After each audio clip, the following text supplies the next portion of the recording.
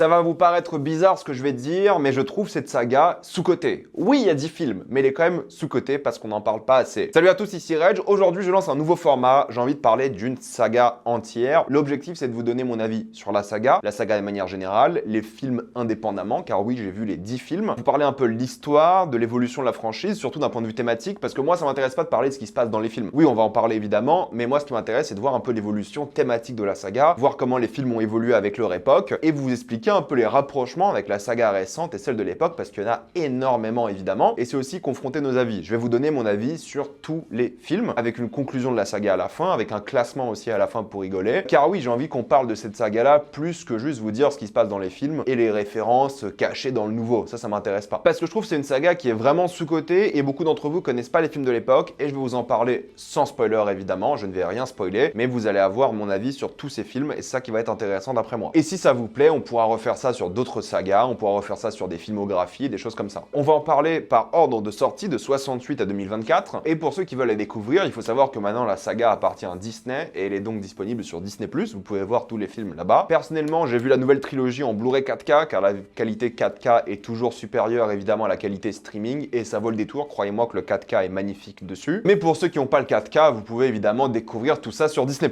On va commencer tout de suite avec le premier film qui est sorti en 1968. Il faut savoir que ce film-là est le film qui a lancé évidemment toute la saga, c'était un énorme succès, le budget était présent, mais en même temps ça a rapporté beaucoup d'argent, et c'est une adaptation du bouquin du français, Pierre Boulle, de 1963, La planète des singes, que j'avais lu à l'époque quand je suis rentré au collège, parce qu'il y avait une liste au collège de livres potentiels à lire, et j'avais lu celui-ci parce que je connaissais le film de l'époque. Croyez-moi qu'à 10-11 ans, j'ai rien compris. Mais il faut savoir que la saga ne respecte pas vraiment le livre, sauf peut-être un film en particulier qui se rapproche beaucoup du livre, mais oubliez un peu le livre. Oui, l'ADN est un petit peu là, mais les films ont fait leur propre truc à chaque fois. D'ailleurs, j'ai vérifié, mais je l'ai encore. Il est juste là. Alors, je vais pas vous montrer la jaquette de l'autre côté, parce qu'il y a un truc qui est trop bizarre avec cette saga, c'est qu'ils ont décidé de spoiler le premier film sur la jaquette du livre. Alors, ce livre a dû être édité après la sortie du film où la fin était hyper connue, mais sur le poster officiel du premier film en France, il y avait le plus gros spoiler possible sur le premier film. Et la jaquette ici fait la même chose. Mais voilà, je l'ai encore ici. Il fait genre quoi, 200 pages, même pas 170 pages. Donc peut-être je vais relire cette version maintenant que j'ai un peu grandi et je pourrais un peu mieux la comprendre et maintenant que j'ai vu tous les films. Et je pense que comme beaucoup de personnes de ma génération, on a dû voir ce film beaucoup à l'époque, à la télévision. Moi, je me rappelle là en revoyant le film de beaucoup de scènes que j'avais vues à l'époque quand j'étais jeune. C'est vrai que c'est un film dont je me rappelle très bien, surtout la fin évidemment, qui a marqué l'histoire du cinéma et marqué un peu ma jeunesse. Donc c'est un film avec lequel j'ai grandi un petit peu, mais je pense que comme beaucoup de personnes, je connaissais l'original et je m'étais pas lancé, surtout à l'époque, sur la saga qui vient après. C'est de loin le plus connu de la saga originale et c'est compréhensible, c'est aussi le meilleur, ça on en parlera évidemment après. Mais pour ceux qui connaissent pas l'histoire, c'est donc l'histoire d'un astronaute qui échoue sur une planète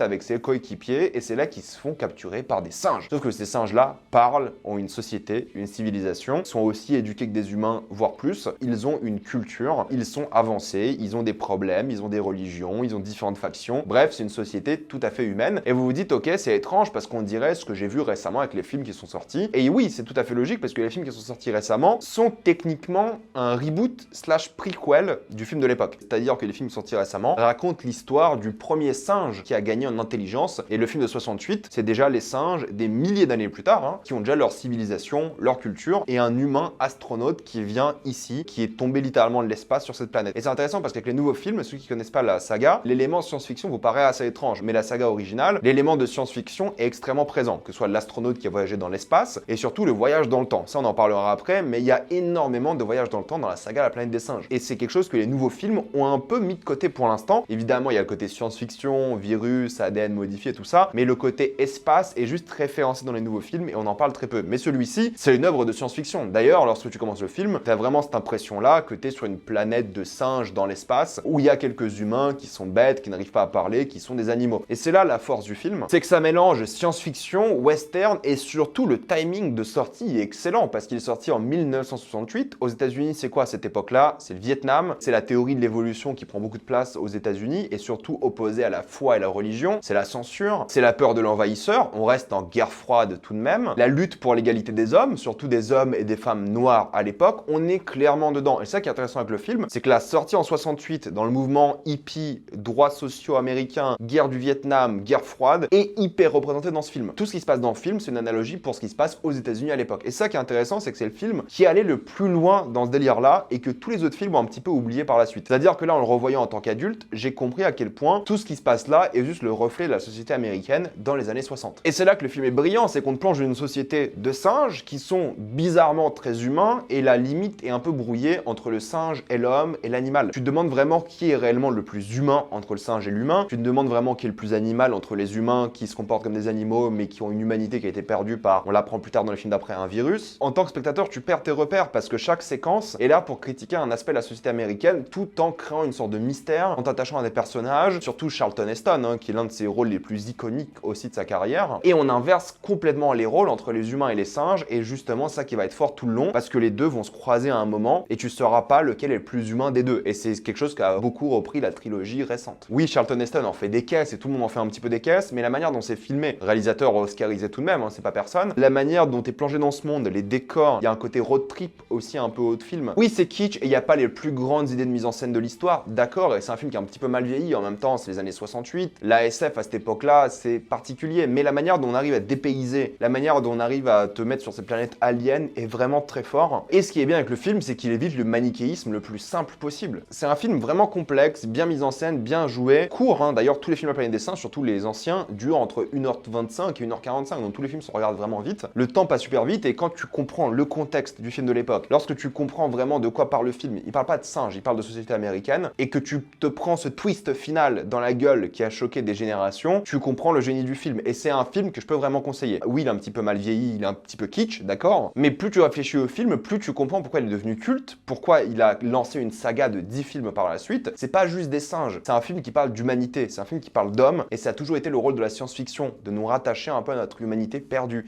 Et c'est le but du film. C'est clairement une pépite, un excellent film, et tout le monde devrait le voir au moins une fois. Mais tu dis, ok, énorme succès, forcément, ils vont lancer une suite. C'est là que sort le prochain film. Donc on avait La planète des singes, et là on a Le secret de la planète des singes, ou en anglais Beneath the Planet of the Apes. Et ce film est particulier parce que le budget est plus petit, il marche un peu moins bien, et vous allez voir que dans la saga originale, tous les films marchent moins bien, mais le budget se réduit à chaque fois aussi, mais ça reste à chaque fois un succès. Mais évidemment, le budget baisse en même temps que le succès. Mais ce qui est intéressant, c'est que vous allez voir que cette saga-là, elle est hyper bien ficelée. Les 5 films créent une sorte de boucle qui est hyper intéressante et réussie, et t'as vraiment l'impression, alors que c'est passé par plusieurs scénaristes, plusieurs réalisateurs, et qu'ils ont sorti tous les films en moins de 6 ans, les 5 films, de 68 à 73, tu comprends à quel point ils ont réussi à bien ficeler le truc, en passant par des artistes différents, et arriver à boucler la saga de manière vraiment géniale, quoi. Et c'est là que t'as avec Le secret de la planète des singes, qui est assez étrange, parce que le film, le premier, se finit d'une manière spécifique, et le deuxième film reprend vraiment à la fin, mais fait une sorte de redite, c'est-à-dire que Charlton Heston sera mis de côté, et t'as un nouveau personnage qui va arriver, et qui va revivre exactement les mêmes événements que Charlton Heston durant la première moitié du film. Du coup, t'es face à un film qui est une énorme redite du premier, t'as l'impression de revoir exactement la même histoire, ce qui est vraiment pas intéressant, et tu te dis, ok, c'est déjà la chute de la saga. Et moi, ça m'a rappelé pourquoi à l'époque j'avais arrêté la saga, parce que ce deuxième opus m'avait pas plu à l'époque. Cette fois-ci, j'ai continué et j'ai vu les 3 d'après. Mais lorsque tu réfléchis au film, pareil, il est complètement dans un délire de dissuasion nucléaire, de sectarisme, de belligérance, de racisme, et surtout de thématique de révolte, qui a toujours été un peu l'une des thématiques de la saga, la révolution, la révolte, la rébellion. Alors oui, c'est peut-être un petit peu superficiel, mais encore une fois, c'est des films qui durent 1h30, ça va super vite. Mais ce qui est intéressant dans ce film-là, c'est que oui, la première partie du film est une super redite du premier, mais la deuxième va dans un délire qui est tellement différent, qui est tellement de science-fiction pour le coup, mais qui parle un peu des élites, de la corruption, qui parle un peu de la guerre froide plus que tout. Et encore une fois, c'est vraiment un film de son époque, et la deuxième partie sauve vraiment le film en tentant des choses que je pense on ne verra jamais dans la saga aujourd'hui. Aller aussi loin que ce qui s'est passé ici, que ce soit dans la fin de l'œuvre, que ce soit dans ce que ça raconte par rapport à la guerre froide, par rapport aux élites, et par rapport à ce que ça raconte sur l'humanité, même si ça va un peu trop dans la science-fiction et ça va dans un délire qui est un petit peu plus poussé, qui ne revient d'ailleurs jamais dans la saga, c'est particulier. Pour ceux qui l'ont vu, vous savez de quoi je parle. Et même si le film oublie un peu trop les singes, et que oui, c'est moins émouvant que le premier, et que le nouvel acteur a pas le même charisme que Charlton Heston, d'accord, c'est clairement décevant et pas au niveau, mais il y a quand même des choses intéressantes dedans qui valent le détour juste pour le délire. Et le délire est tellement poussé à la fin du deuxième que lorsque le troisième sort, ils annulent presque la fin du deuxième. Une saga qui n'a pas de courage aurait pu annuler la fin du deuxième, mais cette saga-là, elle arrive à annuler la fin du deuxième et en même temps la rendre canon et la mettre au centre même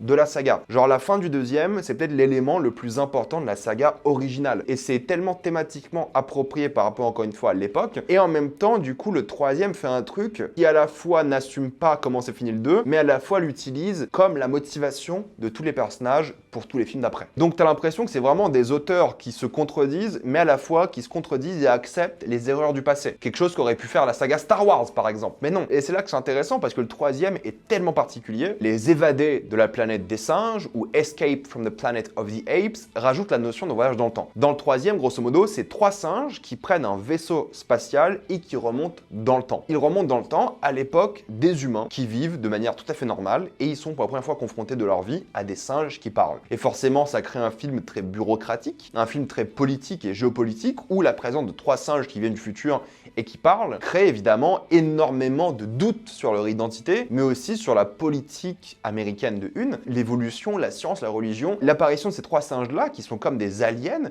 mais qui sont à la fois le même ADN que les singes qu'on connaît sur Terre, change le monde pour toujours. Et c'est là que ça va être intéressant, c'est à quel point cette intervention-là va changer le cours de l'humanité pour toujours. Et honnêtement, c'est l'un de mes films préférés de la saga originale parce que ces singes-là arrivent et au début c'est des célébrités, mais au fur et à mesure ils deviennent un peu des animaux de compagnie. Le concept est trop cool parce que du coup t'as ces singes-là qui viennent de nulle part et qui sont célébrés, font la fête, découvrent l'alcool, plein de trucs, les humains qui sont là trop chaleureux avec eux, et plus t'avances dans l'histoire, plus les humains se retournent contre eux, plus les singes commencent à se défendre, et t'es face encore une fois à l'une des forces de la saga originale, c'est qu'il n'y a pas du tout de manichéisme. Les humains, tu les comprends presque autant que les singes, même s'ils sont un peu vus comme les antagonistes, les singes aussi font des choses qui sont très discutables, et c'est ça la force du truc, c'est que les humains et les singes sont dans un conflit qui est mature, qui ont tous des motivations, qui se comprennent, et tu comprends pourquoi ça se passe mal entre eux, quoi. Là, on oublie un peu la thématique de science-fiction, et on se concentre sur la bureaucratie et la politique non manichéenne, et ça devient presque un film de procès de singes aliens qui est vraiment fun, mais encore une fois, comme tous les films jusque-là, il rajoute des thématiques à l'œuvre. C'est-à-dire que celui-ci va parler de maternité, d'avortement, et de féminisme de manière générale, qui est une thématique pas du tout, ou en tout cas très peu abordée précédemment. Puis il y a une histoire d'amour vraiment réussie, et il y a un truc qui a complètement disparu des films aujourd'hui, parce que ça serait bizarre aujourd'hui, mais il faut comprendre qu'à l'époque, les singes étaient en costume. Donc il y avait un côté qui était très humain par rapport aux singes, vu que c'était des humains en costume, et il y avait quelques parties de leur visage qui bougeaient, sûrement avec des masques un peu animatronics, et du coup les singes étaient bien plus humains que tout ce qu'on a vu dans la saga récente. Dans la saga récente, ils sont tous en CGI, du coup ça crée vraiment un côté singe. Mais là, c'est des humains presque poilus, quoi, entre guillemets. Et ça se voit aussi en tant que spectateur. Du coup, forcément, dans ce genre de film, les singes pécho les humains constamment. Ça fait très bizarre au début, mais c'est ça qui est intéressant dans le film, c'est que la limite entre singes et humains est tellement réduite que des relations interraciales, entre guillemets, littéralement, parce que c'est 2 races différentes, seraient possibles. Et tu les comprends parce que les singes ont tellement d'humanité, tellement de conscience, que ça serait pas la bestialité, quoi. Techniquement, si, mais c'est ça qui est fort, c'est que vu que c'est des gens en costume, ils ont jamais été aussi humains. C'est pour ça qu'on verra jamais des singes CGI pécho des humains, mais à l'époque, ça se faisait constamment. Dans quasiment tous les films, les humains et les singes s'embrassent. Mais c'est pas dégueulasse parce que tu comprends vraiment l'humanité derrière. Et je suis pas un Fury ou un truc comme ça, hein, parce que ces singes-là ont plus d'humanité que des vrais humains à certains moments. Et donc c'est normal que certains personnages tombent un petit peu amoureux d'eux. Et il y a aussi un truc culturel où les singes s'embrassent sur la bouche et tout, et ils le font avec les humains. Mais ça se fait constamment, et tous les films l'ont fait, sauf les récents. Mais c'est compréhensible. Les récents, ils sont trop singes, et ce serait bizarre de voir des humains s'embrasser avec. Mais peut-être, qui sait, ça reviendra un jour. Je dis pas qu'il faut que ça revienne, mais c'est intéressant et un peu symbole des costumes de l'époque. D'ailleurs, si je peux me permettre, les gens qui n'ont pas envie de commencer cette saga car ils sont habitués aux effets spéciaux et se trouvent un peu bizarres les costumes, honnêtement, foncez quand même. Si c'est les costumes qui vous bloquent, foncez, parce que les costumes pour l'époque sont bien faits. À partir d'un moment, tu y crois, oui, parfois tu reconnais pas trop forcément les gorilles et des trucs comme ça. La manière dont les costumes sont faits, les mouvements des visages, de la mâchoire, des sourcils et tout, au contraire, ça donne un côté plus immersif et l'acting est plus intéressant à l'époque que maintenant. Parce que maintenant, en vrai, les acteurs sont cachés par les effets spéciaux. On voit leur talent, c'est évident. Mais à l'époque, tu le vois encore plus parce que la voix a une plus grande prestance, ils parlent comme des humains, donc l'acting est complètement différent. Si les costumes vous bloquent, vous allez rapidement passer outre. C'est peut-être bizarre la toute première fois, mais croyez-moi, ça ne devrait pas être un frein à votre découverte de ces films-là si c'est ça qui vous bloque depuis des années. Et honnêtement, si un jour ils décident d'arrêter le CGI et reprendre des costumes, surtout vous savez les costumes qui ont été montrés récemment pour la promo du film, c'est des costumes professionnels entre guillemets, mais pas pour le film, juste pour la promo, hyper impressionnant, et je trouve que ça donne un côté très humain, et j'aimerais bien peut-être un jour revoir des costumes comme ça. Justement, lorsque la frontière entre l'humain et le singe sera de plus en plus fine, et qu'on pourra plus faire des différences. Ça m'étonnerait qu'un jour que les costumes reviennent, sincèrement, mais si c'est le cas, vu la technologie d'aujourd'hui pour faire des costumes incroyables, on ne devrait vraiment pas être contre. D'ailleurs, si un jour ils veulent faire des séries à la télévision avec un budget plus réduit, faites-les avec des costumes. Ça ne va pas nous déranger. Ces costumes-là sont incroyables, je suis désolé. Mais c'est ça qui est fort, c'est que ce film-là, premièrement, il arrive à parfaitement iconiser les événements que vous voyez dans la trilogie récente. Il y a plein de choses de ce film-là qui sont dans la trilogie récente et qui ont bâti les fondements de la nouvelle trilogie. C'est un film qui est intéressant, un petit peu long aussi, mais encore produit de son époque. Un film où la politique est tendue, les pays ne se font pas confiance entre eux, et là, l'arrivée de ces singes-là change tout. Et c'est ça qui est fort, c'est qu'on est à la fois plongé dans leur vie politique, mais aussi dans leur vie personnelle, parce que c'est un couple de singes, ils sont amoureux, la femme est enceinte, et la femme donne naissance à quelqu'un que vous connaissez très bien, César. Honnêtement, Les Évadés de la planète des singes est super fun, complètement assumé et vraiment intelligent, je trouve. Et c'est là qu'on arrive au 4e film, La Conquête de la planète des singes, qui est un film super intéressant parce que c'est un monde où les singes font partie de la société humaine. C'est-à-dire que les singes qui sont venus, les aliens entre guillemets, ont ramené une maladie qui ont tué tous les chiens et chats. Il n'y a plus de chiens et chats, mais l'humain souhaite avoir un animal de compagnie. Et ils se sont dit, pourquoi pas avoir en tant qu'animal de compagnie les singes qui parlent. Donc on est dans une société où tous les singes parlent plus ou moins ou ont un intellect plus ou moins développé, mais il y en a un qui est plus intelligent que tous les autres parce que c'est l'enfant du coup des aliens, disons, c'est César. Et du coup César se cache dans la société américaine. César vit dans une société où toute sa race vit l'esclavagisme au fait. C'est des animaux de compagnie qui n'ont aucun pouvoir et sont là juste pour servir l'humain de manière capitaliste parce qu'ils deviennent serveurs, ils bossent dans des usines et des choses comme ça, et juste pour le plaisir des humains. Donc les singes sont torturés, maltraités, et César est le seul singe qui a une conscience et qui est le plus humain. Et le but du film, c'est la révolte de César et la rébellion de César. Et encore une fois, ce que je respecte avec tous ces films de l'époque, c'est qu'ils poussent le concept tellement loin, et à chaque fois, chaque film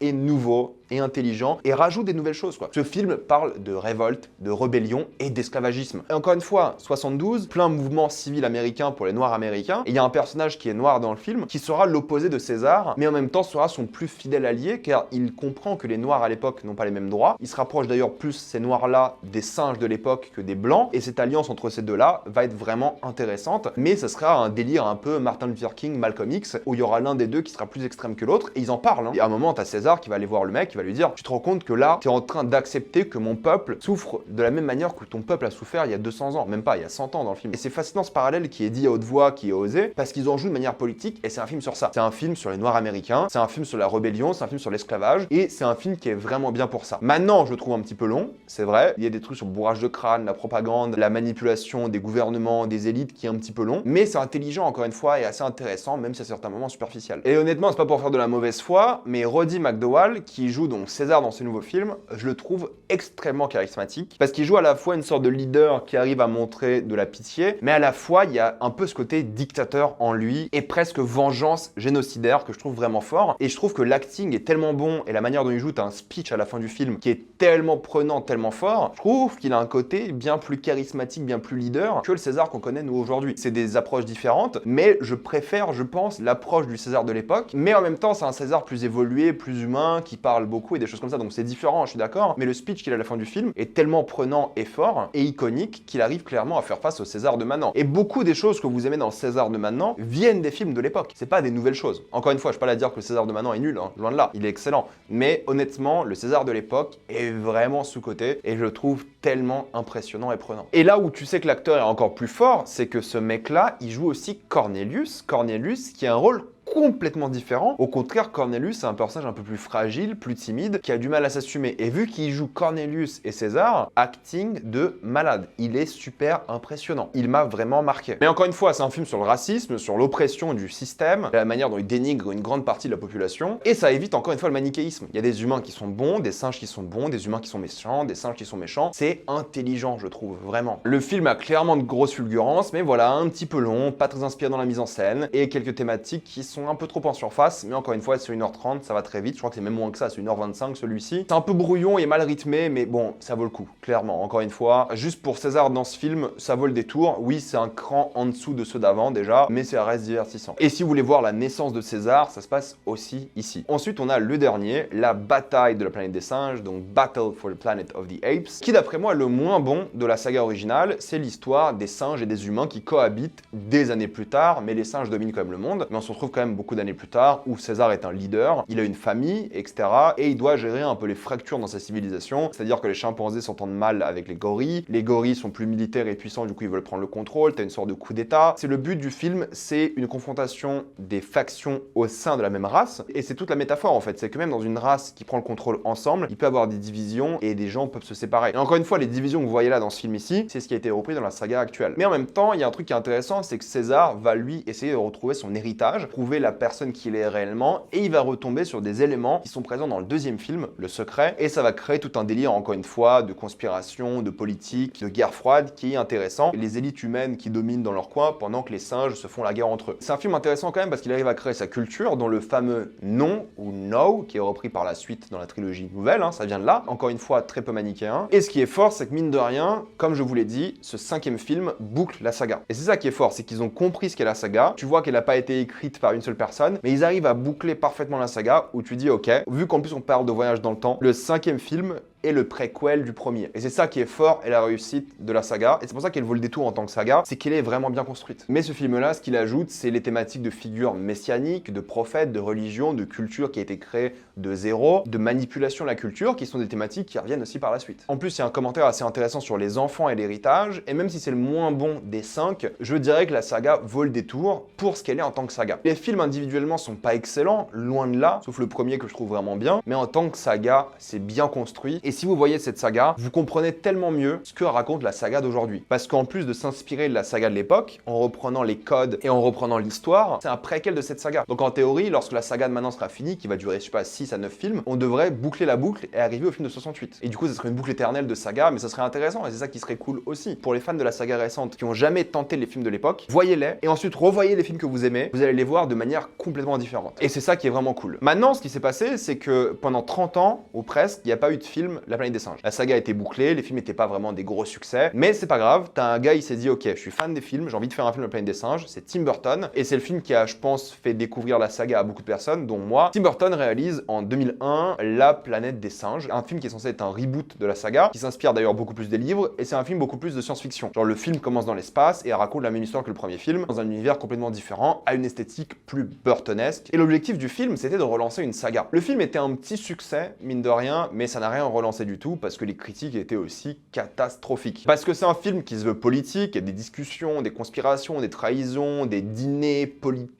une question d'héritage, de royauté, des guerres qui se lancent. Mais fatalement, le film est vraiment creux. Il a l'esthétique horrible des années 2000, vous savez, la science-fiction très blanche, très carton-pâte, qui fait très cheap. Je vous ai dit, les films de l'époque, ils baissent en budget à chaque fois, et ça se ressent. Le côté cheap se fait de plus en plus ressentir, mais ils arrivent à gérer tout de même. Même le dernier film qui a le plus petit budget, ils arrivent quand même à avoir une bataille finale, entre guillemets, épique. Et là, même si le film a du budget, pour le coup, il a coûté cher. Il y a un côté très cheap dans les décors, dans les visuels. Les costumes sont réussis des singes, mais ils font plus félins, je trouve, que singes. Et ils se comportent plus comme des félins d'ailleurs, genre des gros tigres et autres, que des singes, ce qui est assez particulier. C'est un choix artistique que j'aime pas trop, mais les costumes sont stylés. Mais l'esthétique même du royaume des singes déprimants gothiques, très Tim Burton mine de rien, avec quelques séquences burtonesques, marche pas très bien au final, et tu te sens tout le temps très cloisonné, très claustro, alors que t'es censé montrer un royaume, censé être grandiose, et là c'est pas du tout le cas. Et puis oui, les environnements font très faux, on voit que dalle durant tout le film, c'est moche, oui c'est vrai. Les références au premier film sont gênantes, d'après moi, pour le coup il y en a vraiment beaucoup et elles sont forcées. Les relations entre personnages sont ratées, leur évolution est inexistante, pas de développement. Mark Wahlberg joue tellement mal, et puis voilà le manque de charisme de Mark Wahlberg quand même dans ce film. Et je dirais beaucoup des acteurs ont pas la chance de bien jouer dans ce film. Le propos du film est vide, nul, on reconnaît à peine Burton, et c'est un vrai désastre. Honnêtement, c'est de loin l'un des pires films que j'ai vu de ma vie. Tout est gênant, tout est horrible, ça vaut clairement pas le détour. Tout est détestable, et ça sera les 2 heures les plus longues de votre vie. Même à l'époque, j'ai jamais réussi à apprécier ce film quand j'étais petit, et là en le revoyant, je me suis dit ok, je vais peut-être apprécier un peu plus.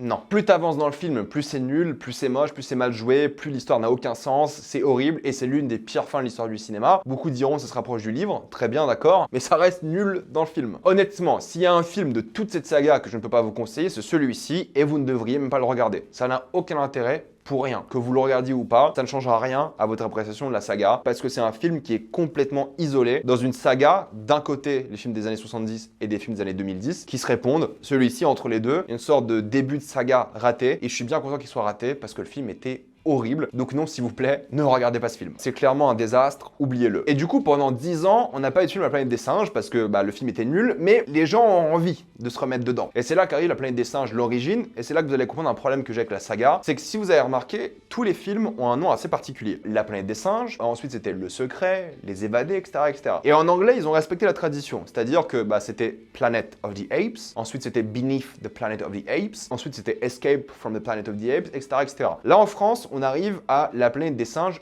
l'origine. Mais c'est qu'en France, au Canada, ils ont bien respecté pour le coup. La Planète des Singes, l'origine. En anglais, c'est Rise of the Planet of the Apes. Donc ils ont respecté la tradition dans tous les films, sauf en français, qui est d'après moi stupide, et ça gâche un héritage qui existe depuis 50 ans, sans raison. Le film aurait marché si tu l'appelais Les Origines de la Planète des Singes. Que tu mettes les origines devant. Mais non, visiblement, ça n'a pas été fait. C'est du chipotage évidemment, mais ça m'énerve. Je veux dire, même le nouveau s'appelle La Planète des Singes, le Nouveau Royaume, au lieu de s'appeler Le Nouveau Royaume de la Planète des Singes. Alors qu'en anglais, il s'appelle Kingdom of the Planet of the Apes. Bref, aparté à part, ça m'énerve et je suis vraiment déçu qu'en France, on n'ait pas respecté la tradition. Mais je vais garder les titres VF pour que vous compreniez, car ils ont même pris des termes qui sont pas en VO, donc je garde les titres VF. C'est intéressant parce que La Planète des Singes, l'origine, est du coup une sorte de reboot slash prequel. C'est-à-dire que le film là va raconter le premier singe intelligent. Ce qui est un reboot parce que César existe déjà dans les films de l'époque, comme je vous l'ai dit. Du coup, ça raconte la même histoire, entre guillemets. Mais c'est aussi un prequel parce qu'il ne trahit pas les événements des films d'après. Vu que le César de l'époque, c'est un voyage dans le temps et c'est une sorte de préquel au film de l'époque, ce film-là, en théorie, pour l'instant en tout cas, est un préquel au film de l'époque, slash reboot. D'ailleurs, on voit les personnages du tout premier film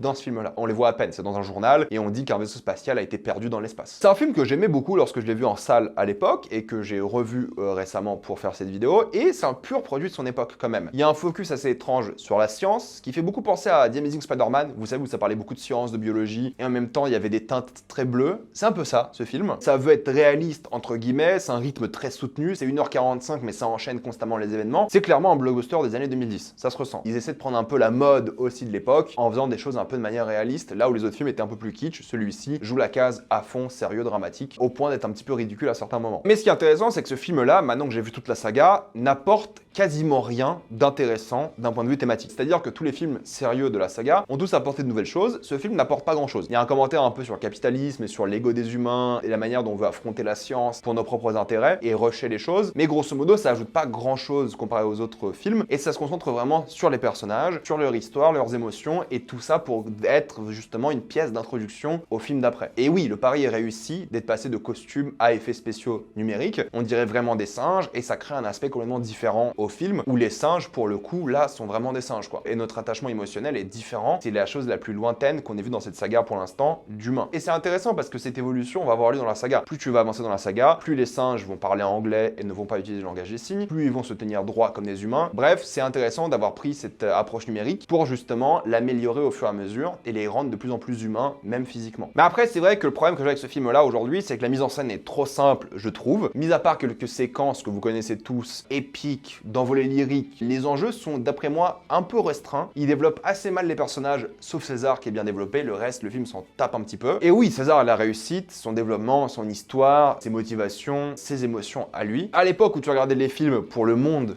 pour les thématiques, pour la narration, aujourd'hui tu regardes ces films pour l'histoire de César. C'est pas une mauvaise chose ou une bonne chose, hein, c'est juste différent. Et c'est intéressant parce que le film passe par plusieurs étapes et ça fait un peu de narration décousue parce qu'ils enchaînent tellement d'événements, parce que c'est la naissance à César, à entre guillemets son rite initiatique et le début de sa nouvelle vie, mais ça passe par un film de prison révolte à un moment et c'est des choses qui sont du coup des films d'avant. Et c'est ça qui est fort, c'est que même si le film a beaucoup de facilité scénaristique, c'était d'ailleurs assez flagrant en le revoyant aujourd'hui, et beaucoup de bêtises, le film arrive quand même à iconiser les personnages, à créer l'émotion, à créer l'épique et à créer pour une fois une saga d'action qui n'était pas le cas des films précédents. Mais lorsque vous vous rappelez de ce film-là, c'est pas des visuels dont vous vous rappelez, mais des moments de personnages, dont le fameux No, qui est la scène la plus iconique peut-être de la nouvelle trilogie, ou en tout cas l'une des plus iconiques. Mais en le revoyant aujourd'hui, c'est vrai que le climax, je l'ai trouvé généreux, mais un petit peu long. Je trouve qu'on perdait un petit peu le cœur émotionnel et que la narration voulait raconter trop de choses alors que le film ne dure qu'1h45 et du coup il y a trop d'action alors qu'on aurait dû développer des personnages un peu plus. C'est un bon blockbuster d'action, vraiment efficace, bien foutu, un vrai succès, ça a bien marché, les gens ont bien aimé et c'est légitime, c'est un bon bon film et ça introduit bien la nouvelle trilogie. Mais ce qui est triste, c'est qu'en voyant les films d'après, tu te rends compte que si on n'avait pas Rupert Wyatt, qui est donc le réalisateur de ce film, ou peut-être le studio qui est venu faire chier, on aurait pu avoir un bien meilleur film, bien plus intéressant et visuellement bien différent. Parce que la différence visuelle entre celui-ci et même la différence de mise en scène entre ce film-là et les films de Matt Reeves, c'est le jour et la nuit. On ne dirait même pas la même saga. Et c'est normal. Le budget a doublé entre les films, on a changé de réalisateur, un réalisateur plus talentueux d'après moi, c'est normal. Mais c'est vrai, qu'en voyant ce film aujourd'hui, tu dis « Ah, ça aurait pu être bien mieux si on avait déjà mis quelqu'un avec beaucoup plus de talent sur le premier film. » Encore une fois, on ne sait pas ce qui s'est passé avec le studio, comment ils ont décidé, peut-être ils voulaient la jouer safe et jouer vraiment blockbuster de l'époque. Mais il a un petit peu redescendu mon estime, ce film-là, qui est très cool, mais qui est pas aussi bon que dans mes souvenirs. Et c'est là, je pense qu'on arrive au film préféré de tout le monde, de toute la saga, ou en tout cas de ceux qui ont vu toute la saga, c'est La planète des singes, l'affrontement, Dawn of the Planet of the Apes, titre excellent qu'on a gâché en français. Ce film-là se passe des années après le virus qui a contaminé une grande partie de la population. Les singes vivent tranquillement dans leur forêt jusqu'au moment où ils rencontrent des humains. Et il y aura une confrontation parce que les humains veulent quelque chose qui se situe sur le territoire des singes, accès au barrage qui va produire de l'énergie, et en même temps quelques singes n'aiment pas les humains et ils sont là en train de se chamailler jusqu'à peut-être allumer la braise qui va déclencher la guerre. Et puis en termes d'esthétique, de direction artistique, de photos, d'effets spéciaux, ça n'a rien à voir quoi. Il y a un côté très réaliste, très prenant, ça se voit que ça a été tourné sur place, dans beaucoup de scènes, dans des vrais environnements. C'est l'un des films les plus organiques, les plus impressionnants visuellement de la saga. En plus en termes de mise en scène, ça rigole pas du tout. T'as deux séquences qui ont beaucoup marqué, il y a une infiltration en plan séquence qui est marquante et une fameuse caméra posée sur un tank. Là on est dans un autre game. Clairement, on a atteint la maturité de la saga où on fait des blockbusters d'action généreux et avec une bonne mise en scène et une esthétique vraiment léchée qui s'inspire aussi des blockbusters de l'époque et sont devenus un peu plus sombres. Mais tu vois que là en termes de maîtrise de photos, de tout, c'est un niveau au-dessus. L'inspiration Children of Men est plus qu'évidente, mais quelle idée de génie de faire un film Children of Men avec des singes. L'ambiance qui est créée, le jeu qui est fait sur le relief de la forêt, la culture des singes, les environnements, la narration environnementale qui a toujours été une force des trois précédents films, de maintenant à 2014 quand le film est sorti. Mais encore une fois, c'est un film qui est là pour tester César, tester ses compétences en tant que leader et son amour pour la paix entre les humains et les singes et la manière dont il devra faire face aux différents conflits de ces deux espèces. C'est un film qui joue sur cette tension de braise qui va déclencher la guerre évidemment, mais c'est aussi un film des chocs des cultures. Tu vois que les singes commencent à avoir une culture, des écoles, ils apprennent plein de choses comme les humains, et de l'autre côté, les humains ont baissé dans leur culture. Ils ne créent plus rien, ils ne font que survivre, là où les singes s'éduquent, créent de l'art, les humains sont coincés à ne rien faire, mis à part espérer ne pas mourir demain à cause du manque d'énergie ou de faim. Et chaque antagoniste du film est vraiment réussi, mais c'est vrai que c'est Koba qui porte le film. Koba, ce qui est intéressant, c'est que c'est la haine personnifiée. C'est un singe qui a beaucoup souffert aux mains des humains, testé comme un rat de laboratoire. Il cherche n'importe quelle excuse pour se venger, car il a été mangé par la haine. Et justement, ce qui est intéressant avec Koba, c'est que lui-même, l'humanité qu'il a gagnée avec le virus, avec le sérum, il est en train de la perdre. Parce que Koba a été très humain, même si tu voyais sa haine depuis le début, depuis le premier film. Koba est en train de perdre son humanité parce qu'il se fait dévorer par la haine. Et on comprend que dans cette saga de films, si tu te fais dévorer par la haine, que tu sois singe ou humain, tu perds ton humanité. Et Koba est un personnage qui est vraiment réussi, extrêmement bien joué aussi pour le coup, mais qui représente surtout un aspect de l'humanité qui est un peu en chacun d'entre nous. Cette haine qu'on a à certains moments, qu'on sait n'apportera rien de bien. Mais c'est ça qui est fort dans le film. Le film joue sur l'épique, le grandiose, et d'après moi, il s'emporte même un petit peu vers la fin, qui en fait un petit peu trop des caisses, là où d'après moi, ça aurait dû être un conflit un peu plus personnel. C'est un film sur la famille, la culture, la guerre et l'inutilité de cette guerre, et c'est un film qui lutte pour l'humanité de chacun. Et c'est pour ça que le focus est nouveau sur les personnages, leur passé, leur motivation, qui ils sont, ce qu'ils représentent, leur prestance, et c'est surtout un film qui dit aussi que la neutralité ne sert à personne. Il faut prendre parti, il faut assumer ses choix, tu ne peux pas plaire à personne dans ce genre de conditions, et il faut diriger, mais il ne faut pas perdre ton humanité en dirigeant. Et la guerre est clairement critiquée ici. On n'avait jamais vu des acteurs jouer aussi bien des singes, ils sont vraiment impressionnants, les visuels sont incroyables, les effets spéciaux sont fous, et il y a plein de séquences vraiment mémorables. Mais ce qui est fort, c'est vraiment les relations entre les personnages, les différentes dynamiques qui évoluent au fur et à mesure, et la manière dont t'attends cette guerre qui arrive, qui va changer le cours de l'humanité pour toujours. Et des singes aussi, évidemment. Et ça reprend des thématiques des films de base, comme la religion, la foi et les figures messianiques, encore une fois, ou les slogans politiques culturels et religieux sont utilisés différemment. Je pense surtout à Koba qui reprend le slogan de César pour dire Apes Together Strong, mais cette fois-ci pour justifier un génocide. Là où César le disait pour la paix et pour le fait de rester ensemble et s'entraider. Koba, c'est l'inverse. Ils utilisent justement ces slogans-là pour leurs propres intérêts personnels. C'est pour ça que c'est un film politique, c'est pour ça que c'est un film sur la guerre, et c'est un film où il faut faire des choix difficiles, mais sans réellement pouvoir gagner un jour. Et c'est ça aussi sa force. Et c'est tout à fait compréhensible que ce soit le préféré de beaucoup. C'est le blockbuster d'action de toute la saga, généreux, intelligent, puissant, esthétiquement plaisant, bien mis en scène, c'est tout à fait compréhensible, en plus le rythme est soutenu, et c'est de loin le plus gros succès de la saga, qui a rapporté 700 millions au box-office international, énorme succès, un budget de 160 je crois de souvenir. Bref, c'est tout à fait compréhensible que ce soit le plus gros succès, alors qu'on pouvait s'attendre à ce que le prochain fasse mieux. En général, la conclusion d'une trilogie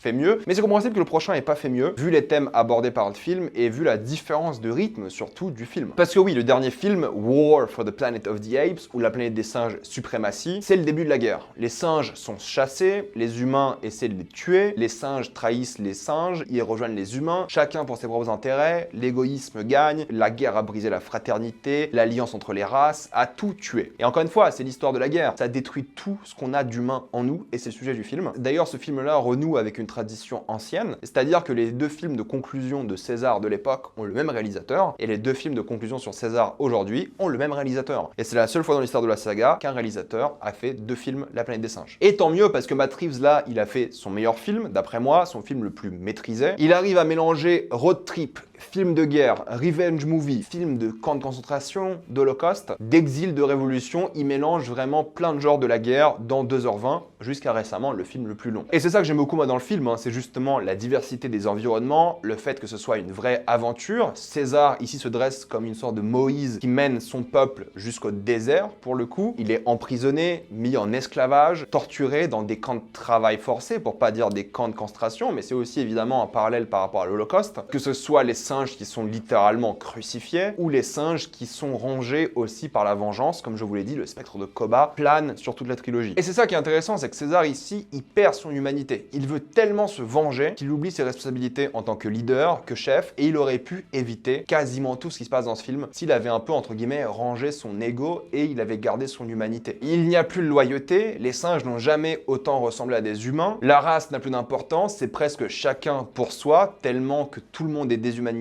et devient esclave, et uniquement ceux qui sacrifient sont récompensés moralement, ceux qui sacrifient pour les autres évidemment. Jamais, je pense, un film de singe n'a été aussi impressionnant visuellement, que ce soit par les effets spéciaux ou tout simplement les visuels, qui sont encore un excellent mélange des deux. On reconnaît presque les acteurs, leur voix. Notre prophète, ici César, qui commet erreur sur erreur de manière tout à fait compréhensible dans le film, et justement c'est critiqué et puni. Chaque mauvais choix dans ce film est vraiment puni, et chaque bon choix est récompensé de différentes manières d'ailleurs. Parfois la mort est une récompense qu'on peut vouloir dans ce monde. Mais oui, c'est encore une fois un film sur la famille, la foi, le génocide, la révolte. C'est le film La planète des singes le plus dur, le plus émouvant, le plus pesant, le plus triste de la saga aussi. Même s'il y a des tentatives de détendre l'atmosphère, ça marche pas forcément très bien parce que le propos est tellement lourd, mine de rien. On a aussi le droit à la meilleure performance d'humain de toute la saga d'après moi, avec Woody Harrelson. Il joue d'ailleurs sur la figure du prophète, qui est ce dictateur militaire qui utilise la religion et la foi dans son pays. On est dans un film encore une fois très peu manichéen, les deux races sont à la fois compréhensibles et détestables. Et oui, quelques séquences sont un peu en longueur et un peu trop explicatives, et le film aurait pu être un petit peu plus court. Encore une fois, bourrage de crâne, prophète crucifié, figure messianique manipulée. La tension permanente de ce film d'Holocauste crée au final un film tendu, angoissant. L'esclavagisme des singes sert ici à raconter l'histoire d'une fraternité naissante qui a été perdue en même temps que leur humanité durant la guerre. Déprimant, et tout ça sublimé de manière assez magnifique et tragique par la musique de Michael Giacchino, qui a fait ici un super travail, l'une de ses meilleures compositions de sa carrière. Et c'est vrai que j'ai pas beaucoup parlé de musique, mais la musique de La planète des singes est iconique, surtout du premier film, et ce film-là a énormément de références musicales au film de l'époque, et dans l'ambiance, je trouve. C'est pour ça que c'est mon préféré de la saga, c'est que dans l'ambiance musicale et l'ambiance tout court de l'œuvre, c'est un mélange parfait du côté ancien des années 60-70 et du côté bien plus moderne de maintenant, et ça j'adore. Et musicalement, la saga s'est toujours bien débrouillée, et pour moi, ce film-là a potentiellement la meilleure musique aussi. Musicalement, ils ont fait un super travail durant toute la saga d'après moi. En plus, l'introduction des éléments de 1968 du film original sont pas du tout forcés, compréhensibles, et encore une fois, la boucle est bouclée de la trilogie, et tu comprends vraiment très bien dans quelle direction ça peut aller, sans non plus trahir le film de l'époque. Et personnellement, c'est mon préféré de la saga. Je comprends que certains ne l'apprécient pas autant parce qu'il est un peu plus long, un peu moins bien rythmé et très lourd, mais c'est pour moi, techniquement, artistiquement, le plus réussi de toute la saga La planète des singes. Et je vais pas reparler du film de 2024, pour le coup, parce que j'en ai fait une critique récemment. vous avez mon avis, mais maintenant que j'ai vu tous les films,